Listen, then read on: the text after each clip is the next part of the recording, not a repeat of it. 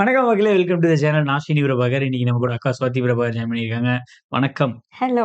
Okay, எல்லாம் part 1, 2, 3 பார்த்துருப்பீங்கன்னு நினைக்கிறேன். பார்க்காதவங்களுக்கு டிஸ்கிரிப்ஷன் லிங்க் கொடுத்துருக்கேன், போய் பாருங்க. இப்போ நம்ம பார்ட் 4 போயிடலாம். போயிடலாமாக்கா? எஸ். ஓகே.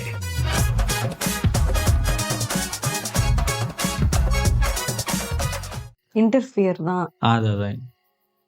ஆஹா, இவங்க வந்து வயல காமிச்சு நம்மள இம்ப்ரெஸ் பண்றாங்க. அங்கெல்லாம் நிறைய ஃபீல்ட்ஸ் இருக்கும்.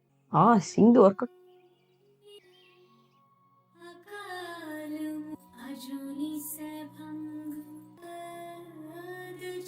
நல்ல வாய்ஸா இருக்கே. ஹிந்தியில பாடுறாங்க, அதான் ஆச்சரியமா இருக்கு. சச்சிதான் அவங்களுக்கு யாரோ குரு போல.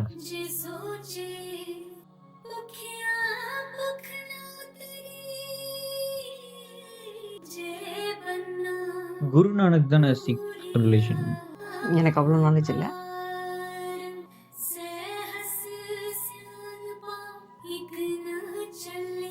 ஆஹா, இவங்களே மாறிட்டாங்களா? சச்சியாரா.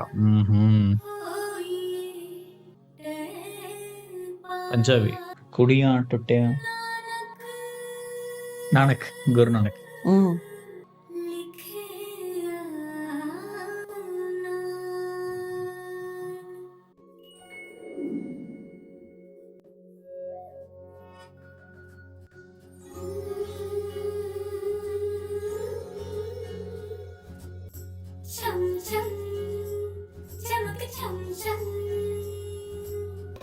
Oh, matching pink. அடே நமக்கு சம்சம் நல்லா இருக்கீங்க. இந்த ஃபீல்டு தான் எனக்கு ரொம்ப பிடிச்சிருக்கு.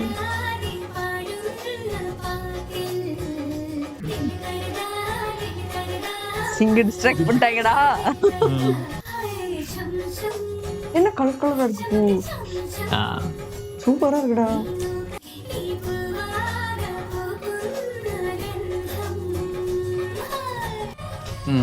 கேர்ள்ஸ் டே அவுட்டா அருமைடா. யூன்னா போடுங்க, நல்லா டான்ஸ் பத்தி இல்லை.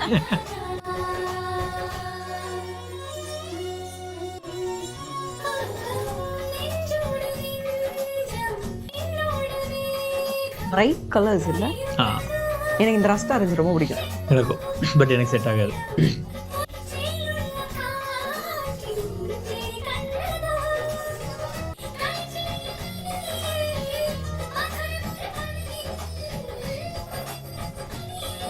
அவங்க டீத் நல்லா இருக்கு.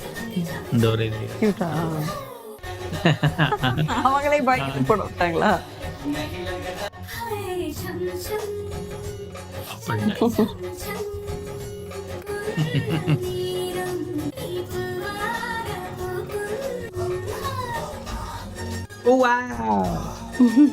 பஞ்சாபி தபா, பச்சை மிளகா, அமிர்த்சர், பழனிச்சக்காரன். அப்படிதான் இருக்காங்க மைண்ட் வைஸ் எல்லா சீன்லயும். வரையறோம் நான் பழனிச்சக்காரன்.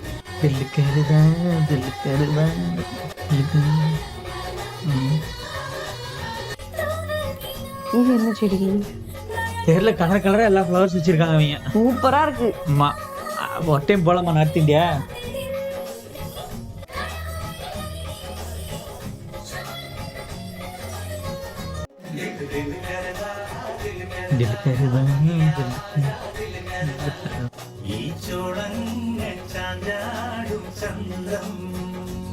சந்தம்னா என்ன?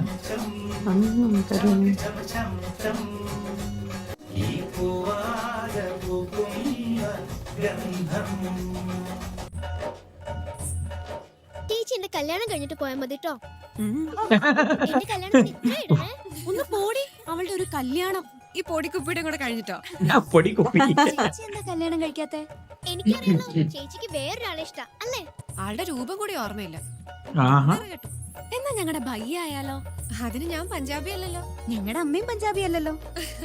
അത് ഞാൻ മാത്രം തീരുമാനിച്ചാ മതിയോ? ഇവിടെ എല്ലാവർക്കും സമ്മതമാവണ്ടേ? ഞങ്ങൾ പറഞ്ഞു ഞങ്ങളുടെ പയ്യൻ സമ്മതിക്കൂലോ. தங்கச்சியை கரெக்ட் பண்ணி அண்ணன்ட்ட போறீங்களா? எங்கிட்டயும் அக்கா இருக்காங்க, எங்க அக்காவை கரெக்ட் பண்ணுவேன்.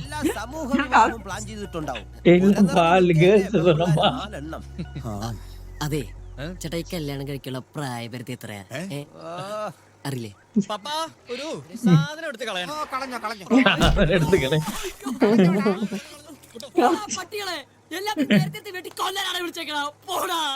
പല നല്ല ആലോചനകളും വന്നു, പക്ഷേ ഇവൻ സമ്മതിക്കണ്ടേ? ഓരോരോ കുറ്റവും കുറവും കണ്ടുപിടിക്കും. പക്ഷെ ഇത്തവണ എന്തായാലും ഞങ്ങൾ അവനെ പിടിച്ച പിടി പൂട്ടിയിരിക്കുക. ഞങ്ങൾക്കൊരു കുട്ടിയെ ഇഷ്ടായി. ഇനിയിപ്പോ എല്ലാവരും ചേർന്ന് സന്തോഷായിട്ട് അതങ്ങ് നടത്തി തരണം. എവിടെ അവള്? വിളിക്ക്. ஓ, இப்ப மட்டும் இவரு தங்கச்சி வேணுமா? அவரு தங்கச்சி தர மாட்டாரு. അങ്ങനെ എതിർക്കാൻ വന്ന കരഞ്ഞ കാല് പിടിക്കേണ്ടി വരും. ஓ ஃபுல்லா ரெடியாயே குடிக்கட்டாங்கடா. இதெல்லாம் வந்து இது ஒரு நல்ல क्वेश्चन. ஹிப்போக்ரிட்ஸ். പ്രതീക്ഷിച്ചില്ല അല്ലേ? ആരുമില്ലാന്നൊരു സങ്കടം ഇനി നിങ്ങൾക്ക് വേണ്ട. നിങ്ങളെ കുറിച്ച് കൂടുതലൊന്നും ഞങ്ങൾക്ക് അറിയുകയും വേണ്ട. ഞങ്ങൾക്ക് എല്ലാവർക്കും അശ്വതിയെ വളരെ ഇഷ്ടമായി. നമ്മളെല്ലാരും കൂടി ആഘോഷമായിട്ട് ഇതങ്ങ് നടത്തുന്നു. ആ താമോളെ, ചെറിയൊരു ചടങ്ങ് ഇത് വാങ്ങിച്ചോളൂ. ഇൻട്രസ്റ്റിംഗ്. അപ്പൊ അവർക്ക് ഇത് ஞாபகம் இல்லையா? ഈ കല്യാണം നടക്കില്ല. Good play, I like it. എല്ലാരും കൂടെ തീരുമാനം എടുക്കുന്നതിന് മുമ്പ് എന്നോടൊരു വാക്ക് ചോദിക്കായിരുന്നില്ലേ? நானும் நினைச்சேன் அது. അത് ഞങ്ങൾ വിചാരിച്ചു. കുറ്റപ്പെടുത്തല്ല സാർ, ചെയ്തു തന്ന എല്ലാ ഉപകാരങ്ങൾക്കും ഒരുപാട് നന്ദിയുണ്ട്. പക്ഷേ ഇവളുടെ കല്യാണം അതെന്നോ തീരുമാനിച്ചുറപ്പിച്ചിരുന്നതാ. മരിച്ചുപോയ കുറെ ആത്മാക്കളുടെ ആഗ്രഹവുമാണത്. അതുകൊണ്ടാ തിരിച്ചു വരുമെന്ന് യാതൊരു ഉറപ്പുമില്ലാതിരുന്നിട്ടും ഇക്കാലം അത്രയും പ്രതീക്ഷയോടെ ഞങ്ങൾ അവനെ കാത്തിരുന്നത്. ഞങ്ങളുടെ കാര്യം സത്യത്തിൽ ഞങ്ങളുടെ ഇങ്ങോട്ടുള്ള വരവ് പോലും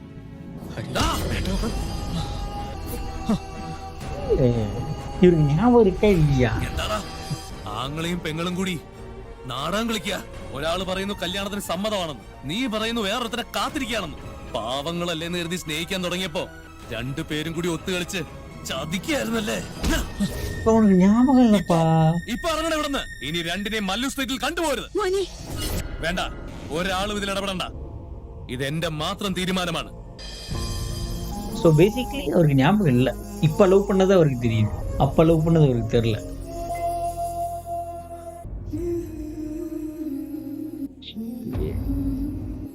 என்ன கலரா இருக்காங்க அவங்க? ബോബനെ സെമ കളർ ആക്ച്വലി. എല്ലാവരോടും യാത്ര പറഞ്ഞോ?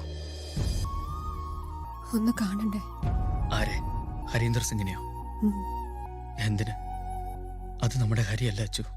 നമുക്ക് തോറ്റു കൊടുക്കാം. അവൻ തന്നെ ജയിച്ചോട്ടെ. ഇത്രയൊക്കെ ആയിട്ടും അവന് നമ്മളെ തിരിച്ചറിയാൻ കഴിഞ്ഞില്ലല്ലോ. കഴിയില്ല. നിങ്ങളെ മനസ്സിലാക്കാൻ ഹരിക്ക് കഴിയില്ല. കാരണം നിങ്ങളുടെ ഹരിയുന്നില്ല.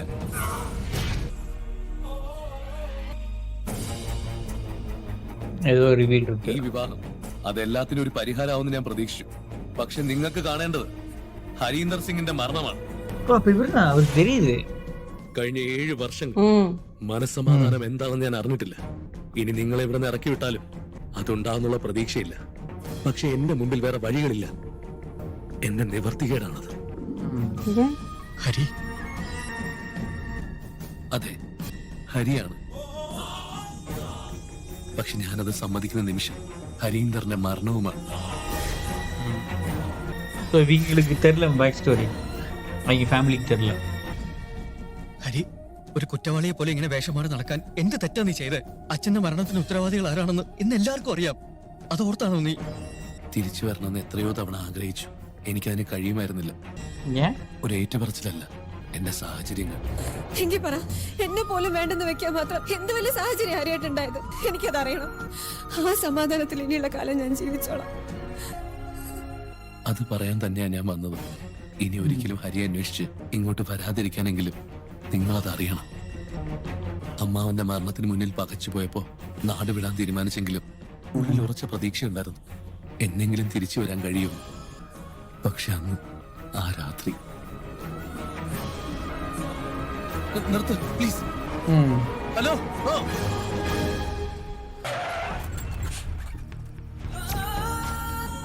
അയാള് ഞാനും കൂടി വന്നോട്ടെ. അയാളായിരുന്നു യഥാർത്ഥ ഹരീന്ദർ സിംഗ്. ഓ ഒരുപാട് സംസാരിക്കുന്ന പ്രകൃതം. എന്റെ കഥ ചോദിച്ചറിയുന്നതിനേക്കാൾ അയാളുടെ കഥ എന്നോട് പറയുന്ന ആസിഫ് അലി ഇപ്പൊ ഇത് കൂടുതൽ താല്പര്യം. ഇതാ എന്റെ കുടുംബം. അച്ഛൻ പഞ്ചാബിയാ, അമ്മ മലയാളിയും. ആ നടുക്ക് നിൽക്കണ ഞാൻ. ബാക്കി മുഴുവൻ പെങ്ങന്മാരാ. ഒരു 10 വയസ്സാണ് ഓർമ്മയുള്ളൂ. അതെന്ത് പറ്റി? ഒരു കളവ് 10-ാം വയസ്സിൽ കൂട്ടുകാരുടെ മുന്നിൽ ആളാവാൻ നോക്കിയതാ. ബാബുജി അറിയാതെ ബാഗിൽ നിന്ന് കുറച്ച് പണം മോഷ്ടിച്ചു. ഒരു സൈക്കിൾ വാങ്ങാൻ ഒന്നിനെ തല്ലിയിട്ട് കാശ് എടുത്തതിനല്ല, എടുത്തില്ലാന്ന് കളവ് പറഞ്ഞതിന്. കളവ് പറയുന്നത് മാത്രം ബാബുജിക്ക് സൈക്കിൾ. അന്നത്തെ വേദനയും അപമാനവും എന്റെ പൊട്ട ബുദ്ധിക്ക് ഞാൻ നാടു തിരിച്ചു ചെല്ലണമെന്ന് പല തവണ ആഗ്രഹിച്ചതാ. പക്ഷെ മനസ്സ് നിറയെ വാശിയായിരുന്നു. ജോലി ചെയ്ത് കൈ നിറയെ സമ്പാദിച്ചിട്ട് ബാബുജിയുടെ മുമ്പിൽ പോയി നിൽക്കണം, എന്നിട്ട് മാപ്പ് പറയണം. ഈ യാത്ര അവരുടെ അടുത്തേക്കാ. ബാബുജിക്ക് ഒരുപാട് ബാധ്യതകളുണ്ട്, അതെല്ലാം തീർക്കണം. പെങ്ങന്മാരെ കെട്ടിച്ചയക്കണം. സ്വപ്നങ്ങൾ ഒരുപാട് ഉണ്ടോ. താൻ മടങ്ങി ചെല്ലുന്ന കാര്യം അവർക്കറിയോ? പിന്നെ ഞാൻ അറിയിച്ചു. അവരെല്ലാം എന്റെ വരവ് കാത്തിരിക്കുക. अगर तूने हमारा पैसा न लौटाया तो हमें मालूम है पैसा कैसा वसूल करना है. 4 ദിവസം മാത്രമാണ് ഞങ്ങൾ ചോദിക്കുന്നത്. ഞങ്ങളുടെ മോഹം വന്നോണ്ടിരിക്കുക. നിങ്ങളുടെ കാശ് മുഴുവൻ തിരിച്ചു തന്നോളാം. ഇത് നിങ്ങൾക്കുള്ള അവസാനത്തെ അവധിയാ. അടുത്ത തവണ വരുമ്പോ പലിശ അടക്കമുള്ള മുഴുവൻ പൈസയും കിട്ടിയില്ലെങ്കിൽ പിന്നെ എന്താ വേണ്ടെന്ന് എനിക്കറിയാം. ചലോ.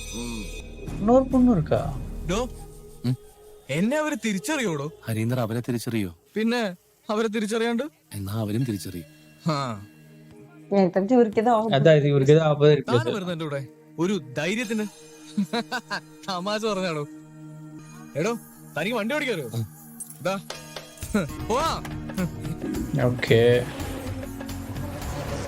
താൻ വേണമെങ്കിൽ ഒന്ന് ഉറങ്ങിക്കൂടും.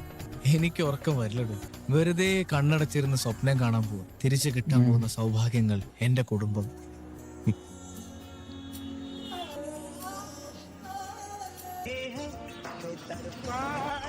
ഒത്തിരി വിട്ടിട്ടാരാ കൊണ്ടുപോയി.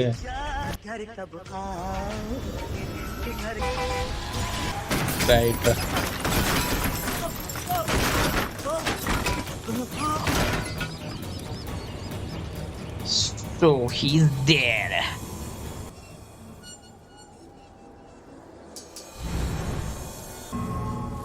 இவருக்கே தெரியாம அன்னைக்கு ரெண்டு டெத் ஆயிடுச்சு இவருனால இல்ல. 2 டெத்தா? அவங்க அப்பா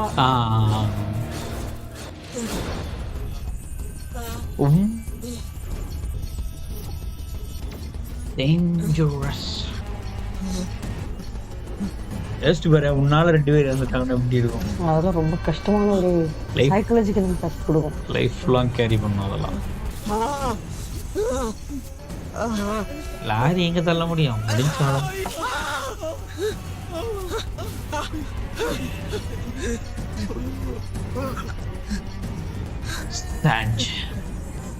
എനിക്ക് അവരെ കാണാൻ പറ്റുള്ളൂ. ഇല്ലല്ലേ, അവര് തന്നെ കാണണ്ട.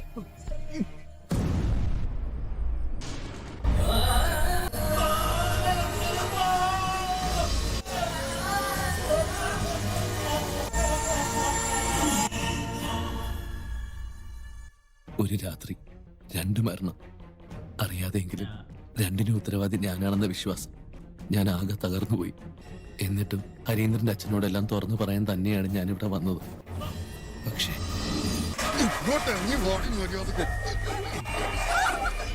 இவனுங்க கேர்ள்ஸ் அதனாலதான் அவர் பயங்கர ப்ரொடெக்டிவ் ஆயிட்டாரு. இவங்களை இப்ப காணல, அந்த பெரியவங்கள இருக்காங்க. இவங்க காணமே.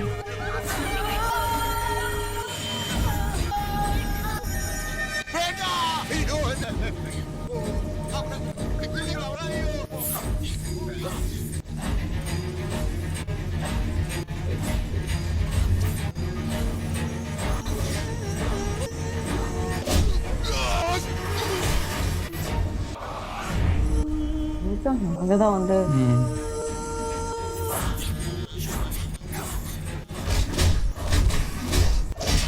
அந்த ஏரியா என்விரான்மெண்ட் சேஃப் இல்ல போல இருக்குல்ல. அங்க கேங் கல்ச்சர் ஜாஸ்தி.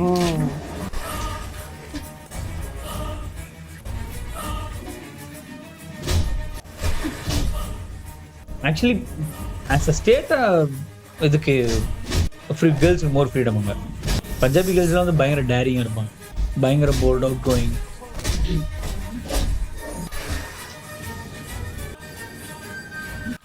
ஏரியா பொறுத்து.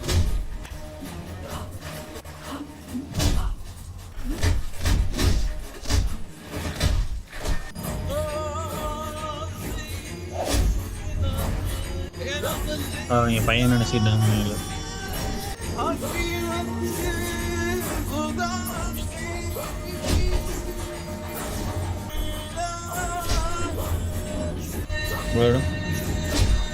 ஆளும் பயங்கர மசில்.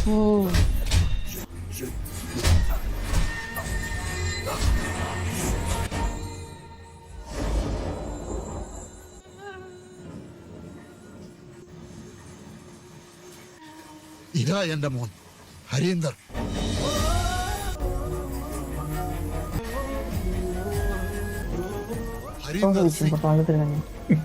ഇനി ഞാൻ ജീവിക്കും, ജീവിച്ച് കാണിക്കും. കാരണം ഇവനുണ്ടാകും ഇനി എന്റെ കൂടെ. ആ അച്ഛനോട് ഞാൻ എങ്ങനെ പറയണമായിരുന്നു ഞാൻ അവരുടെ മകനല്ലെന്നും. டபுள் லைஃப் வாழ வேண்டியதுதான், வேற வழி இல்லை. இவங்க அவங்க அப்பா அவங்க சொத்து சேர்த்து வச்சதுக்காக காப்பாற்றணும் ட்ரை பண்றாங்க. അവരുടെ ഹരീന്ദർ ഞാനല്ലെന്ന് എപ്പോ പറഞ്ഞാലും അവൻ മരിച്ചുപോയെന്ന് കൂടി ഞാൻ പറയേണ്ടി വരുമായിരുന്നു. கேட்டாங்களா? Very good. ഇന്ന് ഞാൻ അവരുടെ ഹരീന്ദർ സിംഗ് ആണ്, അവരുടെ പ്രതീക്ഷ, സ്വപ്നം.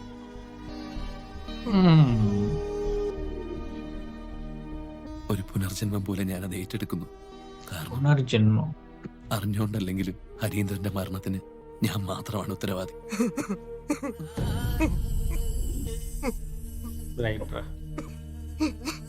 புலி வச்சுட்டாங்க. சீக்ரெட்ஸ் ராங் பிளேஸ்ல சொல்லக்கூடாது.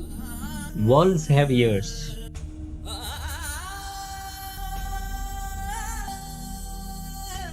நானும் போட்டு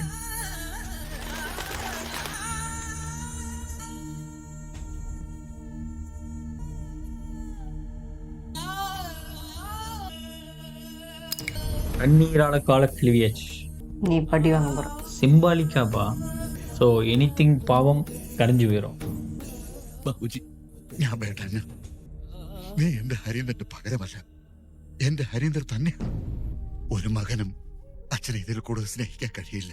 നീ ഞങ്ങളെ ഒരുപാട് സ്നേഹിച്ചു. എന്റെ കുട്ടികൾക്ക് നീ സ്വന്തം ചേട്ടനായിരുന്നു. ഇത്രയും കാലം സത്യം പറയാതിരുന്നത് മനഃപൂർവ്വമല്ല, അതിനുള്ള ധൈര്യമില്ലായിരുന്നു. നീ ചെയ്തത് തന്നെയാ ശരി. ബാപ്പുവിനൊരു അപേക്ഷയുള്ളൂ, നിന്റെ അമ്മയും പെങ്ങന്മാരും ഇത് അറിയരുത്. ഒരിക്കൽ നിന്നെ അവർ അത്രയേറെ സ്നേഹിക്കുന്നുണ്ട്. എല്ലാം നഷ്ടപ്പെട്ടു പോയ ഞങ്ങൾക്ക് ജീവിതം തിരികെ തന്നത് നീയാണ്. അത് തിരിച്ചെടുക്കരുത്. 7 വർഷം എന്റെ മകനായി ജീവിച്ചവനാണ് നീ. പിറന്ന മണ്ണിനോടും പിതൃത്വം തന്ന പൂർവികരോടുമുള്ള കടമ നിറവേറ്റേണ്ടത് ഒരു സിഖുകാരന്റെ ധർമ്മമാണ്. നീ ഇപ്പം ഇവരോടൊപ്പം പോകണം. നിന്റെ ആവശ്യം ഇനി അവിടെയാണ്. എന്റെ പ്രാർത്ഥന നിങ്ങളോടൊപ്പം ഉണ്ടാവും.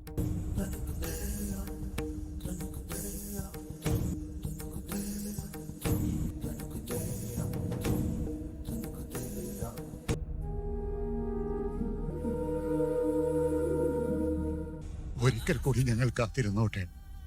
തിരിച്ചു വരുമെന്നുള്ള പ്രതീക്ഷയിൽ ഞങ്ങളുടെ മകന്. ഞാൻ തിരിച്ചു വരും ബാബുജി. നിങ്ങളുടെ ഹരീന്ദർ സിംഗ് മല്ലു സ്ട്രീറ്റിലെ മല്ലു സിംഗ്.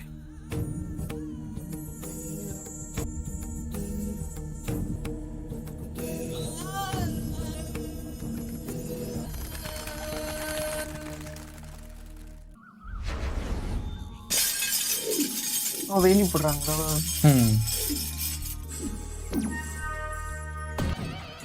എടോ സർവേറെ, ഞാൻ പറയുന്നത് തന്നെയാണോ അളവ്? നാളെ കോടതിയിൽ താൻ അങ്ങോട്ട് ഫയൽ ചെയ്താൽ മതി. ഇനി ഇതിന്റെ മുകളിൽ ഒരു അപ്പീൽ കൊടുക്കാൻ ഒരുത്തരുമില്ല. വല്യമ്പാട്ട് ഉണ്ടായിരുന്ന ഒരുത്തൻ ചത്തു. അവന്റെ ശവം കൊണ്ടുവരാൻ പോയവനും ഒരു പോക്ക് പോയെന്നാ തോന്നണേ. വല്യമ്പാട്ട സ്വത്തിന്റെ കണക്ക് പറയാൻ ആണത്വമുള്ള ഒരുത്തനും ഇനി വരില്ല. நாலாவது இன்ட்ரோ கொடுக்க போறாங்க. ஒரு 4வது இன்ட்ரோ. இந்த தீம் எனக்கு பிடிச்சிருக்கு.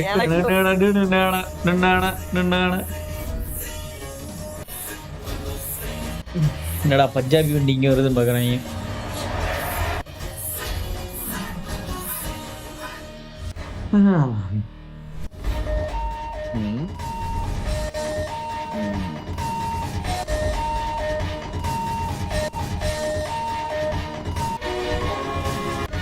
ஓ கேங்கே வந்துருச்சு. நினைச்சேன் ഗാങ്സ്റ്റേഴ്സ്. ആയുസ്സാ നിനക്ക് ഇപ്പൊ പറഞ്ഞുള്ളൂ നിന്റെ കാര്യം. പക്ഷേ പ്രതീക്ഷിച്ചത് ആംബുലൻസാ. നാളെ കോടതി വിധി വരും. ഞങ്ങൾക്ക് അവകാശപ്പെട്ടത് നേരത്തെ അളന്ന് തിരിക്കുക. ഏതായാലും നീ വന്ന് നന്നായി. എല്ലാം അറിയുന്ന ഒരു സാക്ഷി വേണം നാളെ കോടതിയിൽ ഒപ്പിടാൻ. സാക്ഷിയല്ലേ വന്നിട്ടുണ്ട്. ദേ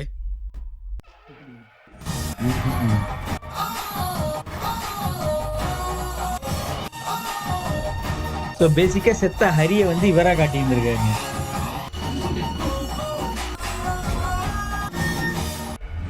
ரைட்டு.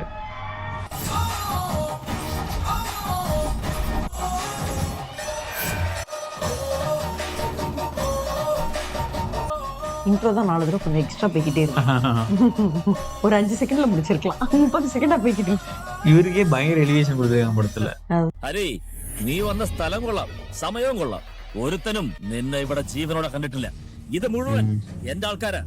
ഇവരെല്ലാം നാളെ കോടതിയിൽ സാക്ഷി പറയും. ഇവൻ കൊണ്ടുവന്നത് വെട്ടി നുറുക്കിയ നിന്റെ ശവശരീരമായിരുന്നുവെന്ന്. നിന്റെ ആത്മവിശ്വാസം കൊള്ളാം, പക്ഷെ ആയുസില്ലല്ലോ അനന്ത. അതങ്ങ് എടുക്കാൻ പോവാ ഞാൻ. അടിച്ച് കൊലറായി പട്ടിയെ. സസ്രേക്കൽ ബാബുജി നീയൊക്കെ അങ്ങ് പുളുത്തും. ഹരിയുടെ മേത്തൊരു തരി മണ്ണ് വേണമെങ്കിൽ ഞങ്ങൾ இந்த കണ്ടുപിടിച്ച് வேர்ட் നിൽക്കണം. சிரிப்பா இருக்கு. വീട്ടായി നായിന്റെ മക്കളാ. அவங்க வேற பாதி பஞ்சாபி பாதி மலையாளம் பேசுறாங்க. ஓகே, இவருக்கு இப்பதான் தைரியம் வந்திருக்கா திருப்பி அடிக்க. ஏய், ஆஹா. இப்ப எப்படி வர சேர்த்துட்டாரு அவரு? இதானே பொண்ணு கொடுத்தா பொண்ணு எடுப்பாங்கல்ல சும்மாவா.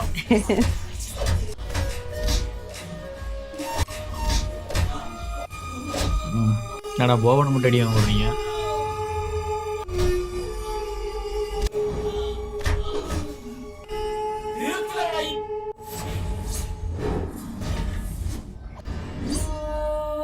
கத்தியா? ஓகே.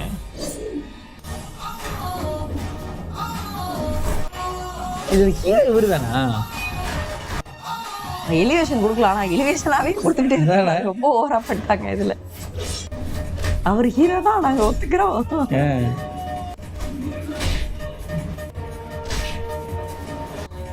ஆக்சுவலி இவர் தானே வந்து ஆர்டிஎக்ஸ்ல பஞ்ச் வெயிட்ட கொடுப்பாரு. அவரு மார்க்கோ பாரு செம்ம ஸ்டைலிஷா இருப்பார். மார்க்கோ பார்த்துட்டு இதெல்லாம் பார்த்தீங்கன்னா கண்டுபிடிக்க மாட்டேன் இவரு தான். ஓ, தமிழ்ல கருடான ஒரு படம் இருக்கும், அதில் நடிச்சிருப்பாரு, வில்லனா நடிச்சிருப்பாரு. கண்டே பிடிக்க மாட்டேன். இவர் ஆள் ஒவ்வொரு படத்துலயும் ஒவ்வொரு மாதிரி இருக்காருப்பா. என்ன மாரி ஒவ்வொரு வீடியோக்கு ஒரு ஃபேஸ் மாறுது அவருக்கு.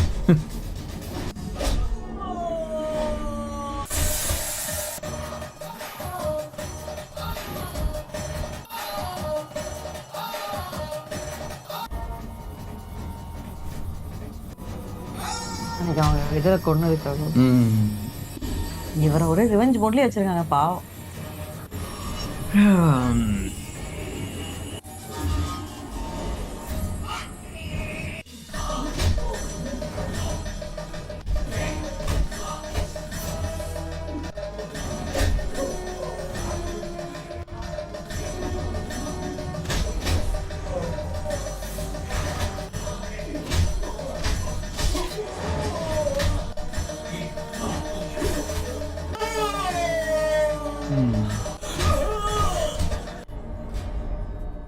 അരിഞ്ഞ് തള്ളാനാ വന്നത്. വേണ്ടാന്ന് വെക്ക. തിരിച്ചു ചെല്ലാന്ന് വാക്ക് കൊടുത്തു പോയി. ഇനിയുള്ള കാലം എഴഞ്ഞു ജീവിക്കാൻ. ഇനി ഒരിക്കൽ കൂടി എന്നെ നീ ഇവിടേക്ക് വരുത്തരുത്. ஆஹா என்னமோ போட்டாங்க. அதான் 6 வருஷம் கழிச்சா 6 மாசம் கழிச்சா இந்த மில்லிமீட்டர் ஒன் டாப்ல അളിയാ, എടാ അളിയാ, மல்லு சிங். അരേ മല്ലു സിംഗ്. கல்யாணமே அடிச்சதா? വെറുതെ മതി, ഇവളെ ഞാൻ കൊണ്ടുപോവാ. നീ ഒന്ന് വിളിച്ചു നോക്ക്. ഇവള് വന്നാ കൊണ്ടുവയ്ക്കോ. ഞാൻ വിളിച്ചാൽ ഇവള് വരും. இவள சொல்லவே இல்ல. ഇവളല്ല, அவள ഞാൻ വിളിച്ച ഇവള് വരും. അങ്ങനെയാണെങ്കിൽ ഞങ്ങൾ വിളിച്ച ഇവരും വരും. ചിരിച്ചിട്ടുണ്ടോ? ഞാൻ നിക്കണ അതാ.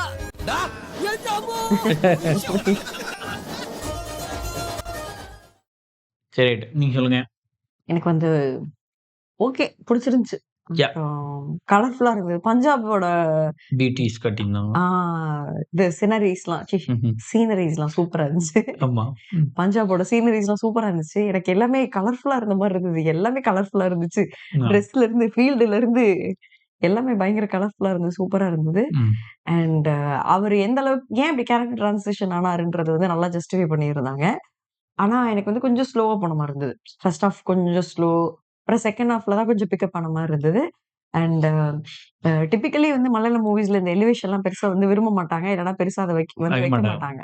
பட் நான் வந்து இப்போ இந்த மாதிரி பார்த்து பழகுனதுனால, நிறைய மலையாள மூவிஸ் பார்த்து பழகுனதுனால எனக்கு இந்த மூவில வந்து வழக்கத்தை விட மலையாள மூவிஸ்க்குன்னு இருக்க ஒரு ஸ்டைல தாண்டி எக்ஸ்ட்ரா வந்து எலிவேஷனும் ஹைப்பும் வந்துட்டு நிறைய தடவை வச்சுட்டே இருந்த மாதிரி இருந்தது. அவர் ஹீரோ தான், மாஸ் தான், இப்ப சூப்பரா இருக்காரு. ஆனா எக்ஸ்ட்ரா கொஞ்சம் எலிவேட் பண்ணிட்டாங்க. மத்தபடி வந்து சாங் சூப்பரா இருந்தது. சாங் வந்து ஸ்டார்டிங்ல ஃபர்ஸ்ட் வந்து ஒன்னு ரெண்டு சாங் எனக்கு சாங்ஸ் எல்லாமே பிடிச்சிச்சு. நல்லா என்ஜாய் பண்ணேன். பாட்டுக்கு நடுவில் டான்ஸ்ல ஆடிட்டு இருந்தேன் ஜாலியா.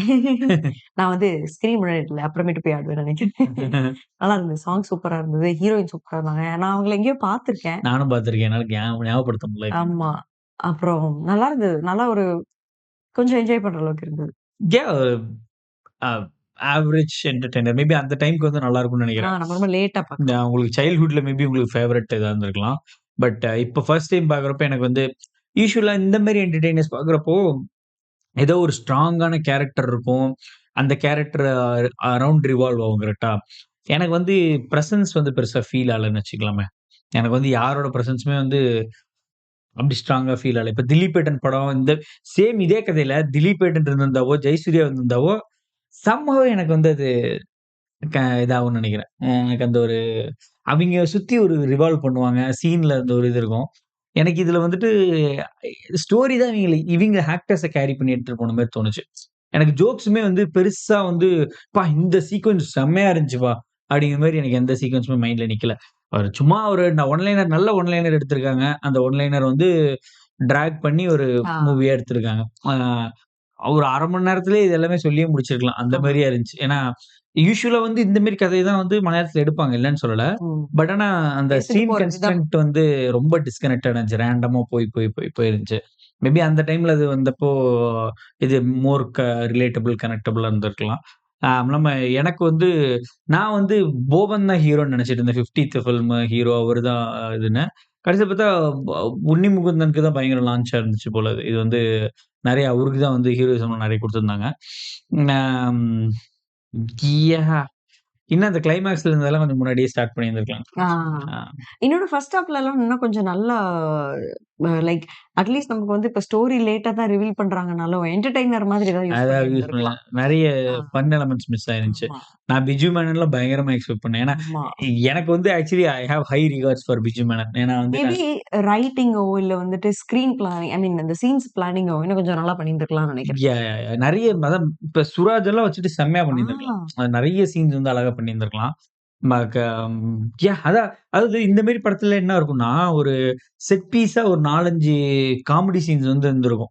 அந்த ஸ்டோரி ஓரியன்டாவே செட் பீஸ் காமெடியாவும் இருக்கும். அந்த சீன்ஸ்லாம் வந்து ஃபர்ஸ்ட் ஹாஃப்ல எனக்கு தெரிஞ்சு மிஸ்ஸிங்கா இருந்துச்சு. ஓகே.